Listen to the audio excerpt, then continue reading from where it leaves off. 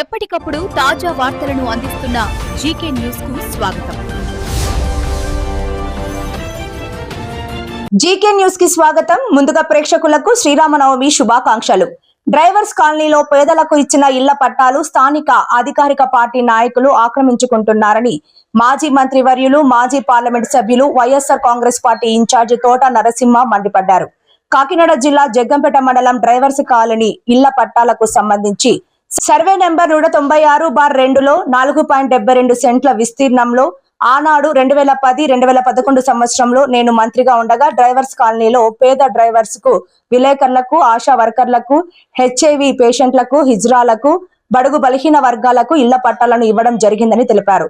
ప్రస్తుతం ఈనాటి అధికారి పార్టీ నాయకులు వారి యొక్క కార్యకర్తలకు అనగా 17 మంది తెలుగుదేశం క్లస్టర్ ఇన్ఛార్జీలకు, 13 మంది మహిళా శక్తి ప్రచార కార్యకర్తలకు ఒక నాయకుడు సిఫారసుతో 5 స్థలాలు, మరో నాయకుడు సిఫారసుతో 5 స్థలాలుగా విభజించి మొత్తం 40 సెంట్లను వారి యొక్క కార్యకర్తలకు అనిర్దిష్టంగా ఈ రోజున ఇవ్వడం జరుగుతున్నదని దుయ్యబట్టారు. గతంలో మీరిచ్చిన స్థలాలను నేను క్యాన్సిల్ చేయించారని తప్పుడు ప్రచారం చేస్తున్నారు. దానిని మీరు మానుకోవాలని వాస్తవాలను జగ్గంపేట ప్రజలకు తెలుసు అని ఆయన వెల్లడించారు. నేను క్యాన్సిల్ చేయించినట్లయితే ప్రజలలో ఆనాడే సోషల్ మీడియా కావచ్చు, టెలివిజన్ ప్రచారాల ద్వారా, పేపర్ల ద్వారా అనేక వ్యతిరేకతలు జరిగి ఉంటాయని, వాటిని కూడా మీరు సాక్ష్య ఆధారాలతో బయట పెట్టాలని తెలిపారు. అదేవిధంగా ఈనాటికి డ్రైవర్స్ కాలనీలో సరైన మౌలిక సదుపాయాలు లేని కారణంగా గృహాలు నిర్మించుకోలేకపోయారని ఆవేదన వ్యక్తం చేశారు. ప్రస్తుత అధికార పార్టీ నాయకులు అధికారంలో ఉన్నారు కాబట్టి వారికి సరైన మౌలిక సదుపాయాలు సమకూర్చలేకపోయినా ఆ పేదవారు గృహాలు కట్టుకునే విధంగా కార్యాచర్య నిర్వహించాలని సూచించారు. ఒక పక్కన స్థానిక శాసనసభ్యులు పంచి పెడతా అంటుంటే మరో పక్కన తెలుగుదేశం పార్టీ కాకినాడ జిల్లా అధ్యక్షులు కూడా పంచేస్తాను, ఇచ్చేస్తాను అని అనడం హాస్యాస్పదంగా ఉందన్నారు.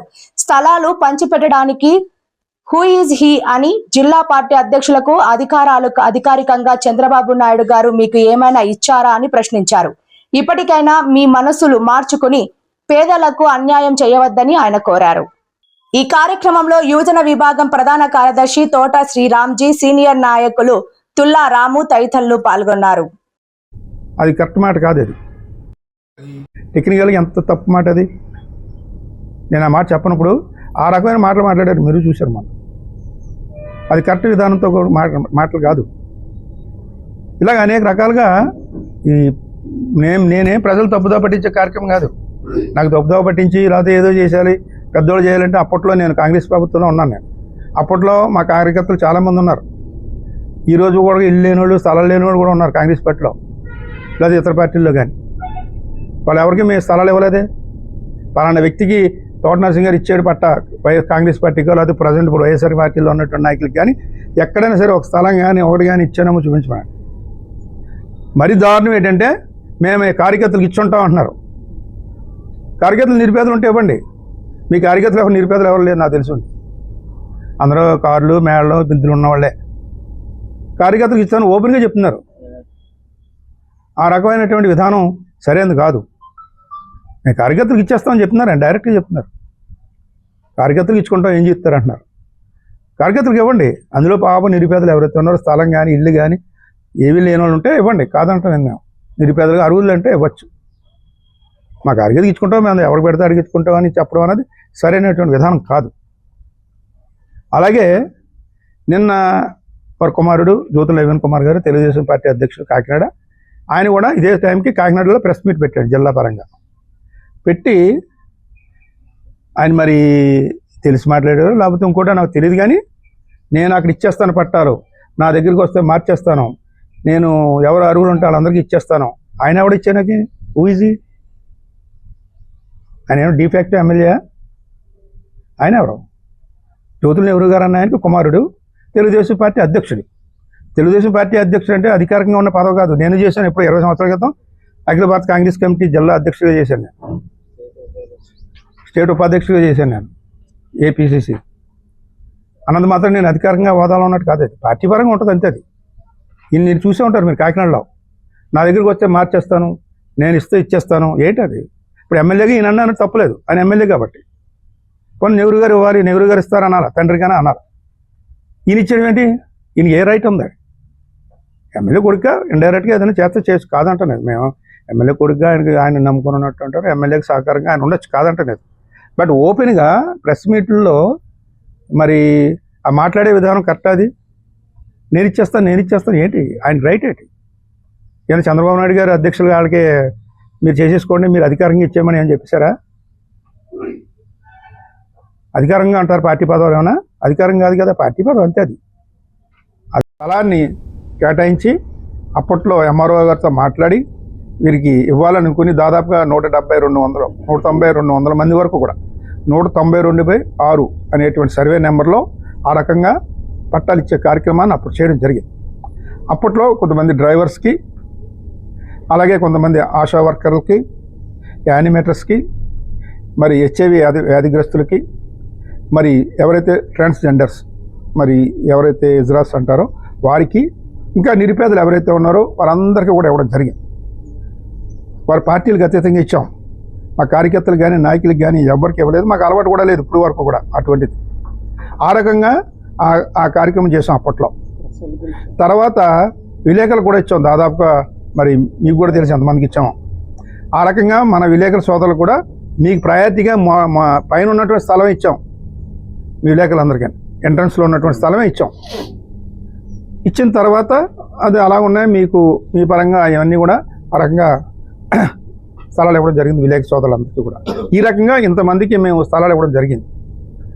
ఆ రకంగా ఉన్నటువంటి నేపథ్యంలో ఇటీవల అక్కడ ఆ ప్రాంతం అంతా కూడా అభివృద్ధి చెందుతూ ఉంది. కారణం అక్కడ ఒక ప్రైవేటు సంబంధించినటువంటి ఆయన మన ఈ లేఅవుట్ చేయడం, అటు ఇటు కూడా మన పార్టీ ఆఫీస్ బ్యాక్ సైడ్ వస్తుంది. అది ఈ అక్కడ దాదాపుగా 40 అడుగులు రోడ్డు వేయడం కూడా, 40-50 అడుగులు రోడ్డు కూడా స్టీల్ ప్లాంట్ దగ్గర ఫౌండేషన్ వేశారు నక్కపిల్లి దగ్గర. దాన్ని ఇక్కడ ప్రెస్ మీట్ పెట్టారు మీ దగ్గరే పెట్టి, దాని సంబంధించి కాగితాలే చూపించి చంద్రబాబు నాయుడు గారు తీసుకొచ్చారు, అదే అయింది ఇదైంది అని ఏదో చెప్పుకున్నారు. అది ఆ సైటు గతంలో అది అక్విజిషన్ చేశారు. 2000 ఎకరాల పైగా 3 చోట్ల చేశారు, కాకినాడ, మూలపేట, నక్కపిల్లి.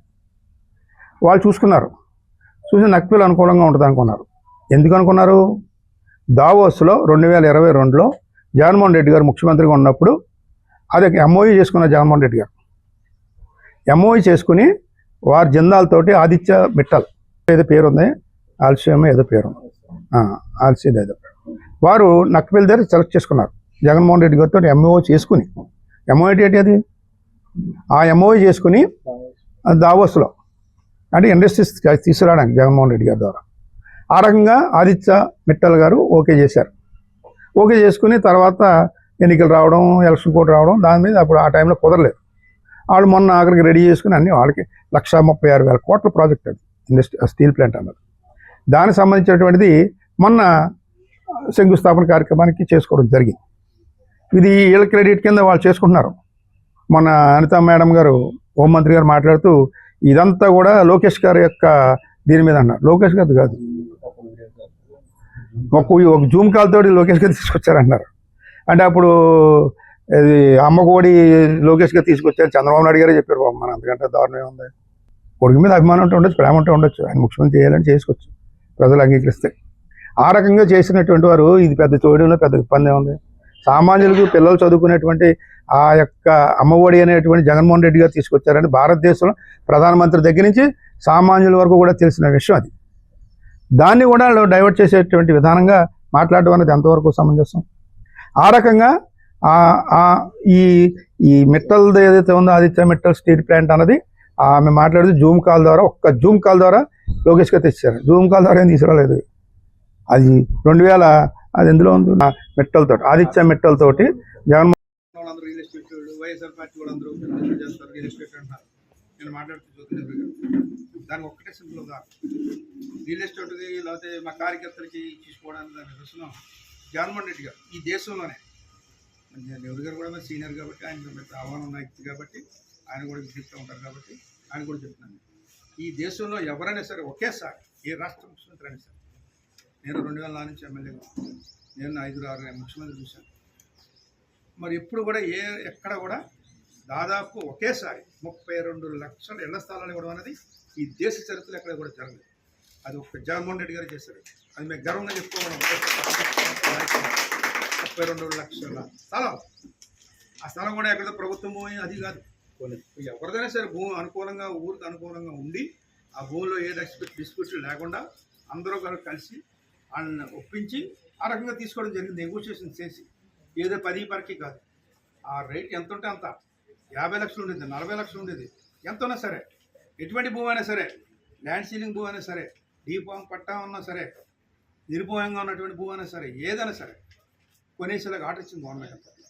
నిరుపేదలకు ఇవ్వాలని స్థలం అవన్నీ కూడా అనక పరికరాలుగా ఉన్నాయి.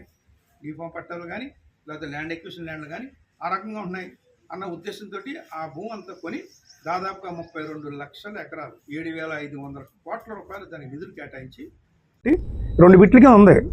ఇది 4 ఎకరాలు 72 సెంట్లు ఒక బిట్ ఉంటే మధ్య తర్వాత కాలువ వచ్చింది. కాలువ అవతల దాదాపుగా 2 ఎకరాల చిల్లర అంతా ఉంది.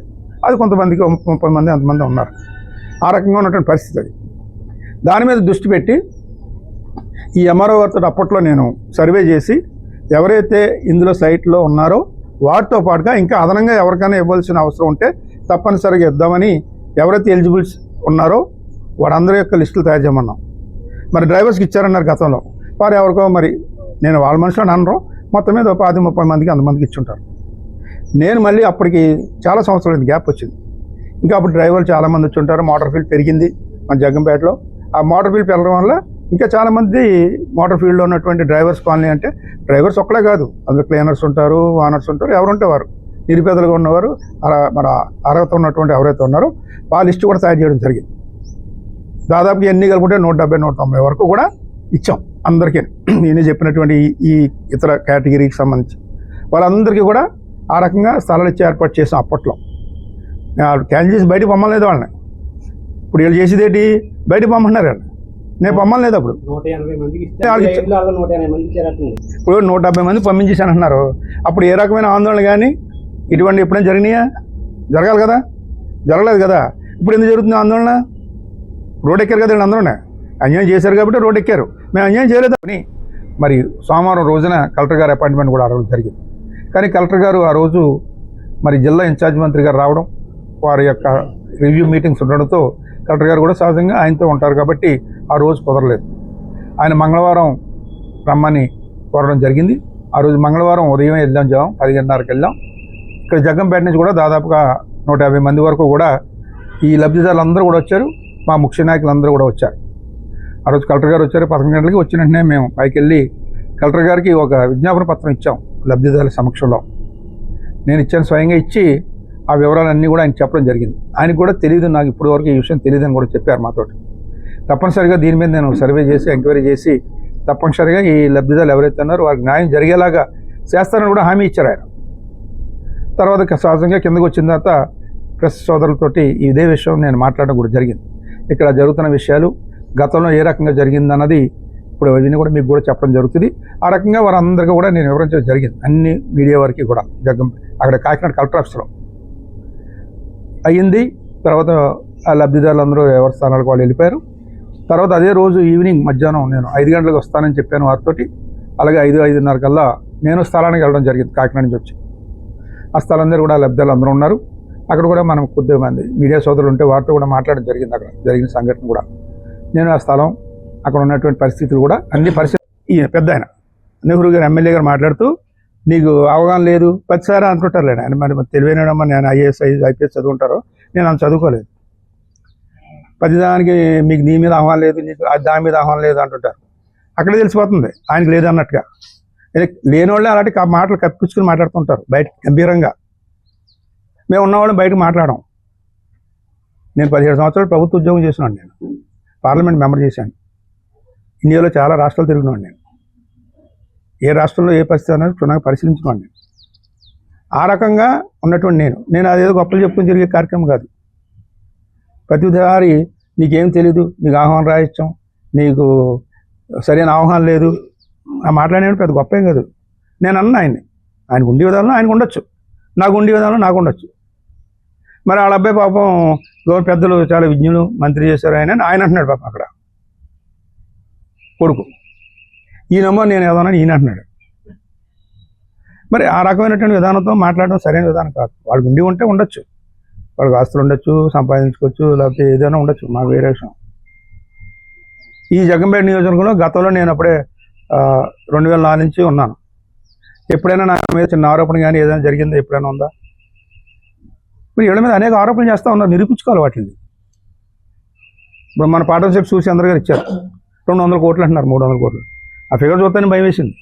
మన బాబు ఆయన ఎక్కడి నుంచి క్యాలిక్యులేట్ చేసి తీసుకొచ్చారు, దానికి సమాధానం చెప్పాలి కదా. ఆయన ఏదో చిన్నడు వచ్చి ఎమ్మెల్యేగా పోటీ చేశాడు, ఓడిపోయాడు. ఒకసారి జనసేన తరఫున పోటీ చేశాడు, ఓడిపోయాడు. కాదంటున్నారు, ఏదో ఆరోపణ చేశాడు ఆయన. ఆ రకంగా వీళ్ళు చేసుకుని ఈ రకమైనటువంటి ఆరోపణలు చేయించుకుంటూ ఈరోజు ఈ రకమైనటువంటి మరి లేని విషయాల్ని ఉన్నట్టుగా అబద్ధాలు కార్యక్రమం చేయడం అనేది సరైన విధానం కాదు.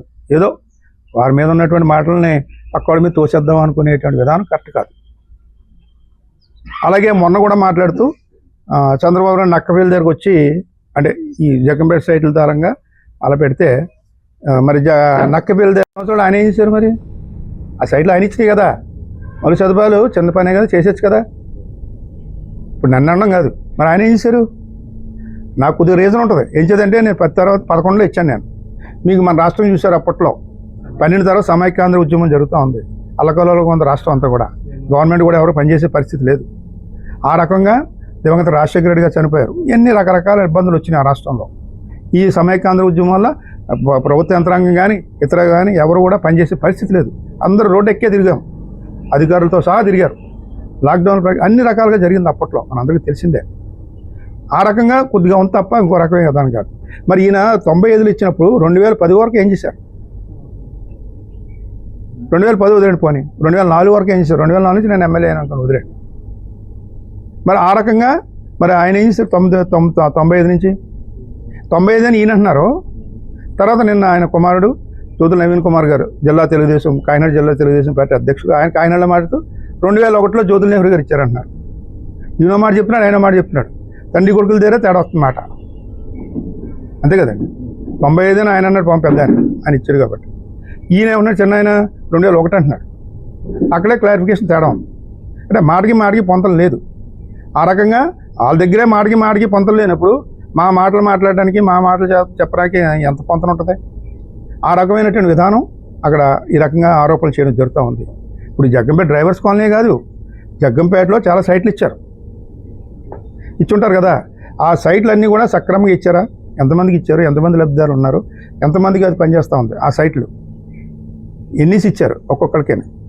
ఇంకా అందులో కూడా చాలా ఖాళీలు ఉన్నాయి ఈ రోజుకి కూడా. ఎప్పుడో ఎన్నో సంవత్సరాల క్రితం ఇచ్చిన సైట్లు ఈ రోజుకి కూడా జగ్గంపేటలో ఖాళీగా ఉన్నాయి. ఇప్పుడు కూడా అమ్ముకుంటూ ఉన్నారు, మీకు తెలిసే ఉంటుంది. ఆ రకమైనటువంటి విధానం కొనసాగుతూ ఉంది జగ్గంపేటలో.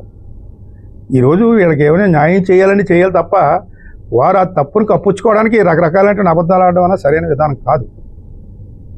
ఇంకా అనేక మాటలు మాట్లాడుతూ ఉన్నారు. ఇది గతంలో నేను అలాగే ఇచ్చాను, మీరు అలాగే ఇవ్వచ్చు కదా, ఇవన్నీ నేను ఇచ్చిన తర్వాత పదే చెప్తున్నాను. నేను గతంలో వాళ్ళు ఎవరైతే ఉన్నారో వారందరినీ కూడా సరిచేసి ఇచ్చే విధానంతో మిగతా వాళ్ళకి ఇవ్వాలంటే అందులో ల్యాండ్ సర్వే చేయాలి కదా. అక్కడ సర్వే చేయించాం, అప్పుడు ల్యాండ్ పుల్ల లేదు అక్కడ. అప్పుడు ఇన్ని కాలనీలు లేవు, అన్ని లేఅవుట్లు లేవు, ఏమీ లేవు. ఆ రకమైనటువంటి పరిస్థితి అప్పట్లో ఉన్నది. మరి ఆ రకంగా ఈరోజు వారు చేసే విధానం, మాట్లాడే విధానం ఆ రకంగా కొనసాగుతోంది. తప్పనిసరిగా ఈరోజు ఎవరైతే అర్హత ఉన్నారో వాళ్ళందరికీ ఇస్తూ ఉన్నారు. ఇవ్వండి, అర్హులకి ఇవ్వండి. మేము ఎవరో రియల్ ఎస్టేట్లకి ఎవరికి ఇవ్వలేదు, ఎవరు కాదు. వాళ్ళందరూ చిన్న డ్రైవర్స్ ఇచ్చారంటున్నారు.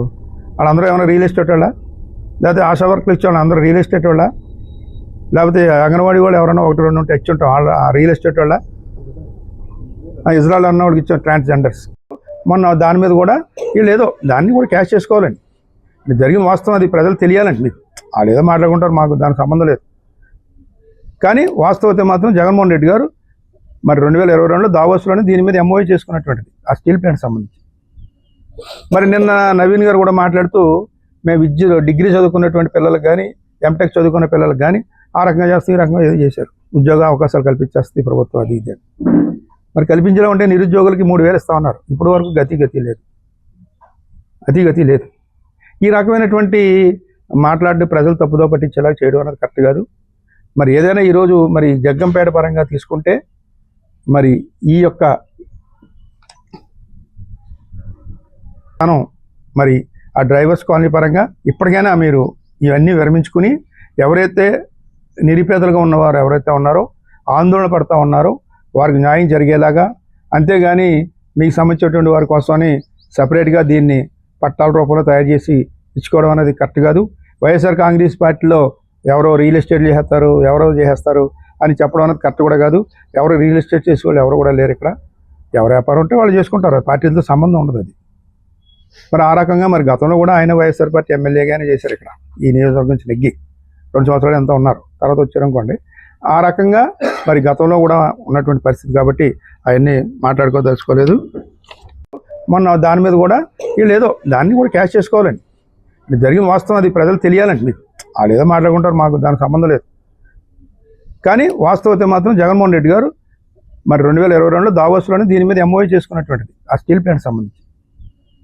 మరి నిన్న నవీన్ గారు కూడా మాట్లాడుతూ మేము డిగ్రీ చదువుకున్నటువంటి పిల్లలకు కానీ ఎంటెక్ చదువుకున్న పిల్లలకు కానీ ఆ రకంగా చేస్తే ఈ రకంగా ఏదో చేశారు, ఉద్యోగ అవకాశాలు కల్పించేస్తుంది ప్రభుత్వం అది ఇది. మరి కల్పించడం అంటే నిరుద్యోగులకి 3,000 ఇస్తా ఉన్నారు. ఇప్పటి వరకు గతి లేదు. ఈ రకమైనటువంటి మాట్లాడి ప్రజలు తప్పుదో పట్టించేలా చేయడం అనేది కరెక్ట్ కాదు. మరి ఏదైనా ఈరోజు మరి జగ్గంపేట పరంగా తీసుకుంటే మరి ఈ యొక్క మనం మరి ఆ డ్రైవర్స్ కాలనీ పరంగా ఇప్పటికైనా మీరు ఇవన్నీ విరమించుకుని ఎవరైతే నిరుపేదలుగా ఉన్నవారు ఎవరైతే ఉన్నారో ఆందోళన పడుతూ ఉన్నారో వారికి న్యాయం జరిగేలాగా. అంతేగాని మీకు సంబంధించినటువంటి వారి కోసమని సపరేట్గా దీన్ని పట్టాల రూపంలో తయారు చేసి ఇచ్చుకోవడం అనేది కరెక్ట్ కాదు. వైఎస్ఆర్ కాంగ్రెస్ పార్టీలో ఎవరో రియల్ ఎస్టేట్ చేస్తారు, ఎవరో చేసేస్తారు అని చెప్పడం అనేది కరెక్ట్ కూడా కాదు. ఎవరు రియల్ ఎస్టేట్ చేసే వాళ్ళు ఎవరు కూడా లేరు ఇక్కడ. ఎవరు వ్యాపారం ఉంటే వాళ్ళు చేసుకుంటారు, పార్టీలతో సంబంధం ఉండదు అది. మరి ఆ రకంగా మరి గతంలో కూడా ఆయన వైఎస్ఆర్ పార్టీ ఎమ్మెల్యేగానే చేశారు ఇక్కడ ఈ నియోజకవర్గం నుంచి నెగ్గి 2 సంవత్సరాలు ఎంత ఉన్నారు, తర్వాత వచ్చారనుకోండి. ఆ రకంగా మరి గతంలో కూడా ఉన్నటువంటి పరిస్థితి కాబట్టి అవన్నీ మాట్లాడుకోదలుచుకోలేదు. ఇప్పుడు అవన్నీ రద్దు చేసి టీడీపీ కార్యకర్తలకు ఇస్తున్నారు. అదేంటంటే పార్టీకి సంబంధించిన క్లస్టర్ ఇన్ఛార్జీలను పెట్టారు నియోజకవర్గంలో. ఏదో 3-4 గ్రామాలకు ఒక క్లస్టర్ ఇన్ఛార్జ్, వాళ్ళకి 17 మందికి ఇస్తున్నారు. అంటే ఈ లిస్ట్ అఫీషియల్గానే ఇచ్చింది, ఇది మీకు తెలిసే ఉంటుంది. ఇది టీడీపీ మహిళా శక్తికి ప్రచారం భాగమే వారికి 13 మందికి, మహిళల కోసం ప్రచారం చేస్తారు కదా మహిళా సంఘాలకి, వాళ్ళు 13 మందికి. వాళ్ళ దగ్గర ఉన్న నాయకుడు, పెద్ద నాయకుడు ఎవరు, బడా నాయకుడు ఎవరికో చెప్తే ఒక 5 మందికి, మరో నాయకుడు సిఫార్సు చేస్తే ఒక 5 మందికి, మొత్తం మీద ఒక 40 మందికి తయారు చేశారు 3 సెంట్లు చొప్పున. అంటే చూడండి అది ఎంత భూమి అవుతుందో. ఆ రకంగా తయారు చేసుకుని ఇస్తున్నారు. మరి ఈ రకంగా మేము కార్యకర్తలకు ఇస్తామంటున్నారు. కార్యకర్తలకు ఇవ్వాలంటే ఇప్పుడు మేము సంపాదించిన దాంట్లో దీనికి ఇంత పెడతాం, దానికి ఇంత పెడుతున్నాం, దీనికి ఇంత పెడుతున్నాం అంటున్నారు. అది ఎక్కడి నుంచి ఆ సంపాదన? అంటే మామూలుగా ఎమ్మెల్యేకి సంపాదన అంటే జీతం కూడా వస్తాయి, మిగతాదంతా ఆ రకమైనటువంటి విధానంతో మాట్లాడడం అనేది సరైనది కాదు. సంపాదన అన్నది మరి జగ్గంపేటలో గతంలో నేను ఎమ్మెల్యేగా ఉన్నప్పుడు కానీ మంత్రిగా ఉన్నప్పుడు కానీ మరి పెద్ద పెద్ద పుష్కరం పోలవరాలకు సంబంధించిన గట్లు ఉండేవి. కాలువ ఎక్కడ కింద ఉండేది, పైకి గట్టు ఉండేది. ఇప్పుడు కాలువనే భూమి ఒకటి అయిపోయింది. చూసారు మీరు ఎక్కడైనా సరే, మొరార్ దగ్గర నుంచి మొదలుకొని ఈ నియోజకవర్గంలో ఉన్నటువంటి కాలువ గట్లు కానీ, చెరువులు కానీ, ఊళ్ళో ఉన్నటువంటి చిన్న ఎత్తిదిమ్మలు కానీ, మరి మట్టి కానీ, ఇసుక కానీ, గ్రావెల్ కానీ ఎక్కడ లేదు, అన్నీ లెవెల్ చేసేస్తున్నారు. మీకు తెలుసు అవన్నీ కూడా, వీడియోలు చేస్తుండాలి అవన్నీ కూడా. ఇచ్చేదంటే లారీలు రోడ్డు వేస్తున్నారు, బాగానే సిమెంట్ రోడ్, సంతోషమే. అదే సిమెంట్ రోడ్డు మీద 40 టన్నులతోటి ఒక 10-15 చక్రాలతో ఉన్నట్టు లారీలు తిరిగేస్తున్నాయి, బెంచ్ కంపెనీ లారీలు. మొరారుతో ఘోరంగా మొరారులోంచి తవ్వేస్తున్నారు ఒక నాయకుడు అక్కడ. రోజుకి మరి ఎన్ని లక్షలు వస్తుందో, నెలకి ఎన్ని లక్షలు వస్తుందో తెలియదు. ట్రక్కి ఇంత ఉంటుంది. ఈ సూపర్ వచ్చేసి కూడా ఇన్ని వందలు, అసలు హెడ్ ఆఫీస్కి ఇన్ని వందలు, ఆ రకంగా వెళ్ళిపోయే పరిస్థితి అక్కడ. అలాగే గండేపల్లిలో కొన్ని గ్రామాలు, గోపాలపురం, ఎన్టీ రాజాపురం, ఉప్పలపాడు, ఈ జగ్గం, రామేశ్వరంపేట అక్కడ గ్రావెల్ అది, రామేశ్వరంపేటలో గ్రావెల్ అది. ఇదంతా మట్టి, మావిడాడ, మరి సోమవారం, కిల్లంపూడి మండలం, కిష్టవరం, ఇవన్నీ ఇసుక కానీ మట్టి కానీ తోలడం అంటే మామూలుగా లేదు. ఆ రకంగా టిప్పర్లో అవ్వచ్చు, లేకపోతే బుల్డోజర్లు ఉంటాయి కదా, అడుగుకి వెళ్ళిపోద్దాడు అది. సోమవారంలో మన కిష్టవరంలో అలాగే చేశారు, బ్రిడ్జింగ్ లోపల నుంచి తీసుకొచ్చేస్తారు, బయట సరిపోతున్నాయి దానికి. భూమిలో ఉన్నది కూడా లాగేసి ఎంత కిందకి వెళ్ళిపోతుందో చూసుకోండి. అంటే ఎంత ఘోరాతి ఘోరంగా దోపిడీ జరుగుతుంది అక్కడ. టెక్నాలజీని ఎంత ఘోరంగా ఉపయోగించుకుంటున్నారో చూడండి. ఆ బుల్డోజర్లు అవి ఇవి అంటే పెద్ద పెద్ద కన్స్ట్రక్షన్ వాళ్ళు వాడుకుంటారు. మరి ఈరోజు వీళ్ళు వేదాంతాలు మమ్మల్ని కామెంట్ చేయడం, విమర్శించడం అన్నది ఎంతవరకు సమంజసం? ఈ రకంగా ఈ నియోజకవర్గంలో ప్రతి గ్రామం నుంచి కూడా ఈ మట్టి తోలకం కానీ గ్రావెల్ కానీ ఘోరాది ఘోరంగా తోలుకుని వెళ్తూ ఉన్నారు. మాకు అన్నీ తెలుసు, అన్నీ కూడా ప్రజలకు తెలుసు. మా మాట ఎలా వదిలేండి, మేము ప్రతిపక్షం కాబట్టి ఏదో చూస్తాం. నియోజకవర్గంలో ఉంటే గ్రామాల్లో ఉంటే ప్రజలు తెలియదా ఈ లారీలు ఎక్కడ పోతున్నాయి, ఏం చేస్తున్నారు, ఎవరు తోలుకుంటున్నారు, ఎవరు తోలేస్తున్నారు, ఆ ఊళ్ళో గ్రామంలో నాయకుడు ఎవరు, అన్ని గ్రామంలో ఉన్న ప్రజలందరికీ తెలుసు. అందరూ ప్రజలు గమనిస్తూ ఉంటారు. వారు ఏమి గోల్ చేస్తున్నది అని అనుకోవడం పొరపాటు. ఆ రకమైన విధానం ఈ జగ్గంపేట నియోజకవర్గం కలుగుతుంది. దయచేసి ఈ డ్రైవర్స్ కాలనీకి సంబంధించినటువంటి ఎవరైతే లబ్ధిదారులు ఉన్నారో వారిని పట్టగొట్టకుండా వారికి ఉండేటువంటి స్థలాలు ఏదైతే ఉన్నాయో అవన్నీ ఉంచుకుంటే, మీరు ఇప్పుడు ఎమ్మెల్యేగా ఉన్నారు కాబట్టి అక్కడ కనీసం మౌలిక సదుపాయాలంటే కనీసం. మరిన్ని లేటెస్ట్ అప్డేట్స్ కోసం చూస్తూనే ఉండండి GK news. Please share and subscribe.